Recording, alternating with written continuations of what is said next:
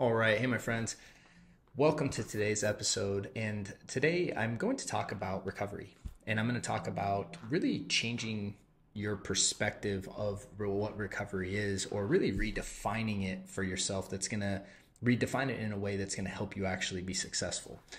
So, before we dive in, if you could help us out by liking and subscribing and leaving a review, I would really appreciate it. And also, if you're looking for guidance and support on your path to recovery, please check out the links in the notes or head over to restoredminds.com, as we have some great resources to get you started.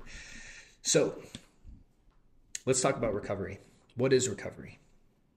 A lot of people envision recovery from OCD, anxiety, chronic pain, really anything in the stress and anxiety realm, as the absence of the unwanted symptom. So it's no more intrusive thoughts, it's no more anxious sensations, it's no more chronic pain, it's no more depressive feelings. And the presupposition is that once I remove that, once I get to the place where that's removed, I have achieved recovery. And makes sense, because that perception makes sense from that particular lens, that particular viewpoint. Because the perception is that those are the things that are keeping you stuck, when really the reality is the loop is actually going on underneath that, right? And the loop involves you resisting the thoughts and the feelings, the sensations that you don't like. And because you resist them, they actually perpetuate. And because they perpetuate, the more you focus on trying to get rid of them and resist them, the more you create them. And it's a grand paradox, if you will. So the more you're trying to get to the place where you don't have these things, the further and further away you're getting from not having them. And that's the trap that everyone falls in. That's why this is, there's a broader picture that needs to be integrated here. Because recovery, while it does involve being in a more peaceful state, a more harmonious state, a more neutral state, a higher energetic space, in order to get there, you have to go through the very things you're resisting. That's just part of the process, right? I'm skipping on the quote I'm thinking of right now, but Joseph Campbell, but like the path to the treasure you seek is the very, last one that you actually want to walk down, right? The very last thing you actually want to travel, right? Or I'm skipping on the quote that as he actually said, but it's the idea of like the very last thing that you want to do is experience these things. So, but your resistance to them causes them to perpetuate, and your resistance to them causes you to want to get rid of them. So the idea of believing that recovery is getting rid of them keeps you trapped. And that's the problem right there that almost everyone runs into, that's stuck in this loop. So what recovery is really getting to the place where you are able to experience the unwanted thoughts, experience the unwanted sensations, experience the discomfort head on, that you can face it head on, that you have the courage and the tools to do that. And by actually experiencing them, that's what allows them to diminish. And so the more willing you are to experience it, the more willing you are to confront it, the less and less you run away from and avoid it, you paradoxically shift into a state where you feel more neutral, you feel more peaceful, you feel more love, you feel a higher energetic state.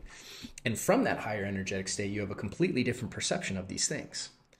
So a lot of us have been in higher states before and had the same exact intrusive thought, the same exact anxious sensation, the same exact trigger unfold, and it didn't bother us. And the reason is because we literally had a completely different contextualization of it. And that's what happens when you get into higher states of emotion, higher states of energy, is your contextualization changes. And what a lot of people are doing is they're holding on to the contextualization of their recovery from the place of fear. And they've contextualized recovery incorrectly, and that paradoxically keeps them stuck.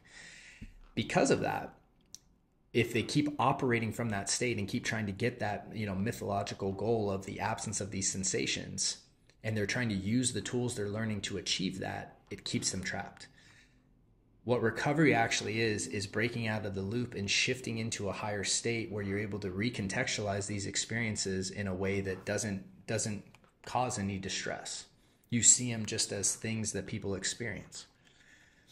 And without the resistance, it prevents you from getting stuck. And that's why getting into a higher state is so important. You know, I often equate it to the idea of if you were on the first floor of a building and you looked out your window and there's this real annoying neon light sign and you're trying to solve the sign problem, the easiest way to solve that is not to fight with the sign and do all this stuff from your current perspective. It's just move up to the 50th floor, because you still will be able to notice the sign from there, and you might even see it if you focus on it.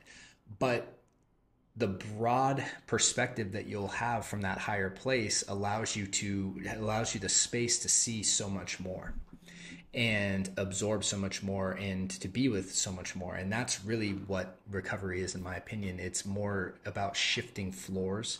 It's elevating yourself to the place where this is a non-issue. And how you do that is you have to first let go of your current contextualization of recovery and start to reframe what that is for you.